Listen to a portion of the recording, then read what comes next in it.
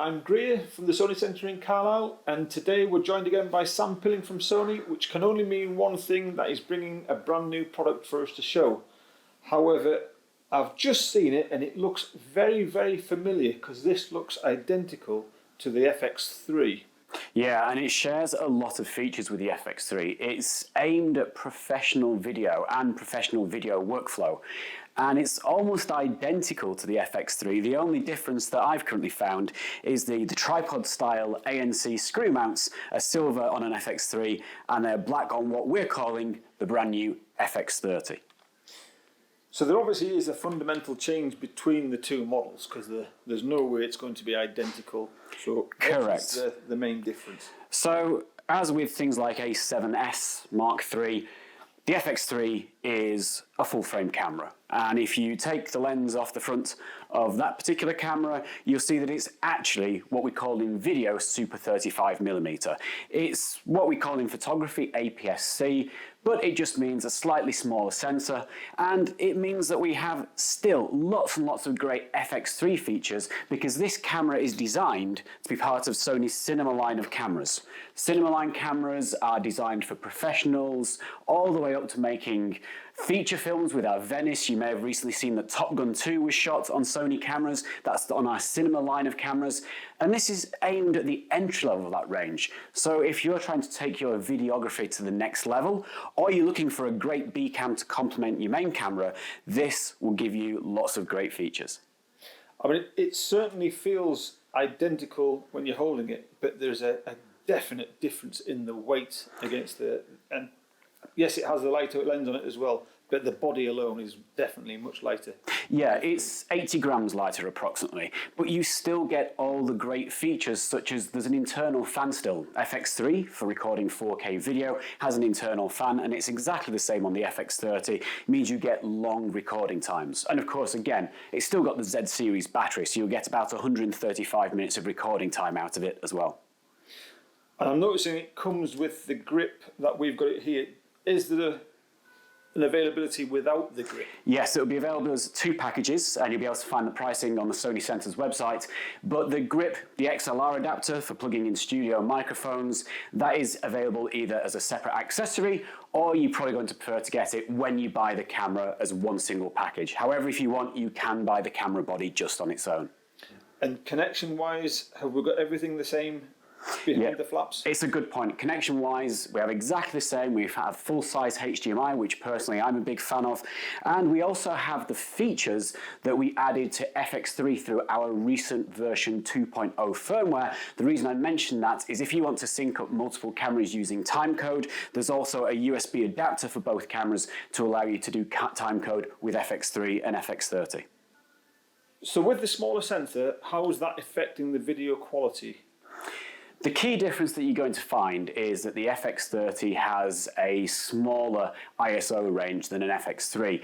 The good news about that, though, is this is one of our dual base ISO sensors. That essentially means that your noise levels reset halfway through increasing your ISOs. Its normal base ISO is ISO 800, but then it completely resets at ISO 2500 for really, really clean video. Other than that, it features an awful lot of the things you have on FX3. So, of course, it's fantastic 4K video. That's 4K video using 6K oversampling because it's actually quite a high resolution sensor. It's one that we've not seen before. It's a 26 megapixel sensor for stills, but we then crop that to 16:9 and it becomes a 20 million pixel sensor.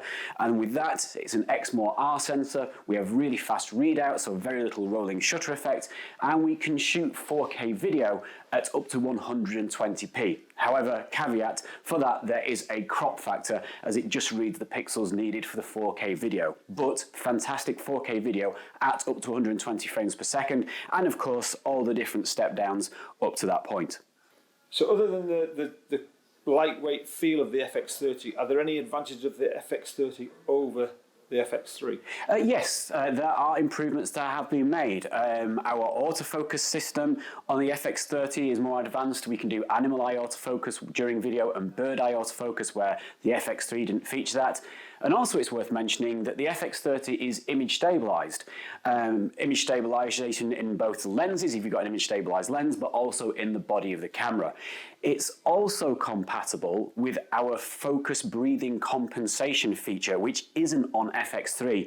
I don't know if you remember that, but that's the one where if you're changing the point of focus with a lens, sometimes with some lenses it can change the composition of your picture. With compatible lenses, the FX30 is capable of almost completely eradicating that effect. So you get smooth video when it comes to image stabilization, but you also get better quality video if you're struggling with focus breathing from one of your existing lenses. And what about storage formats? That's a really good question. So let's cover the physical stuff first. It will take CF Express Type A or an SD card. You do need CF Express Type A for certain recording formats, so let's go into that now. The camera captures in XAVC-S, XAVC-HS, and it also records in XAVC-SI, which is our intra format. That's large storage, that's capturing each individual frame. For that, if you're shooting 4K, you will need a CF Express Type A card. But other than that, you can use your SD cards to capture fantastic HD or 4K quality in those different XAVC-S formats. So obviously this is aimed at professionals, so let's talk about colour spaces. It's a good point. You have S-Cinetone on this camera, which is a very, very popular format, which we've had on FX3 and A7S Mark III. In addition to that, you can shoot in S-Log. You can also, if you're using lookup tables to grade your video, you can actually load those onto the camera via the SD card and preview them, and that is encoded into the metadata for when you then get to the processing or post-processing video section of your work. So if you take the video into Adobe Premiere, it's got lots of extra information stored within the video so that it's a lot easier to get on with your editing. You can also put key points in on the video which will then show up on your non-linear editors such as Premiere. So again, it's all about professional workflow. So exactly the same as the FX3, I noticed it's got the rocker switch for the zoom and it's got the side mounted 360-degree tilting touchscreen for the monitor. Yeah, and in addition to that, the touchscreen is really simple and really easy to use, because one of the features that we've added is that if you swipe up from the bottom of your screen, and this is typically if you're filming yourself, you don't have access to the controls on the back, if you swipe up from the bottom of the screen, it brings up the function menu. And you can then use the touchscreen to change those settings, which hasn't always been the case. We've also introduced a brand new menu with just the most essential features that you'll want to use, such as resolution, frame rate, ISO, white balance, that sort of thing. And again, this can all be controlled by touch. So it's very, very simple and easy to use what is a highly complicated professional looking camera. It's actually very, very easy. And it's very quick and intuitive. Yeah, to the contact. It's really reactive, and again, like I say, you can actually use the touchscreen to change menu options. So if you are filming yourself, it's very, very easy to dial into it and quickly change your most popular settings. And that's great, Tom. So, and again, it's compatible with all our E-mount and full frame E-mount lenses. Absolutely, so that gives you access to a really wide range of quality glass. We recently released the 10-20 power zoom, so that again is controlled using the rocker switch on the body of the camera, but there's a wide range. And you mentioned full frame. If you're an existing full frame customer, one of the nice things about this camera is it's going to give you a totally new set of focal lengths. So your 50mm will become a 75mm, so you'll have a greater variety. Or you can just stick with the APS-C lenses, which will give you still a wide range of great quality lenses, including G lenses, which we've recently released. That's fantastic. Thanks very much for your time today, Sam. That's really good to show us again early. And we've got these available now to pre-order on the website or give us a call in store. Thanks very much. Cheers.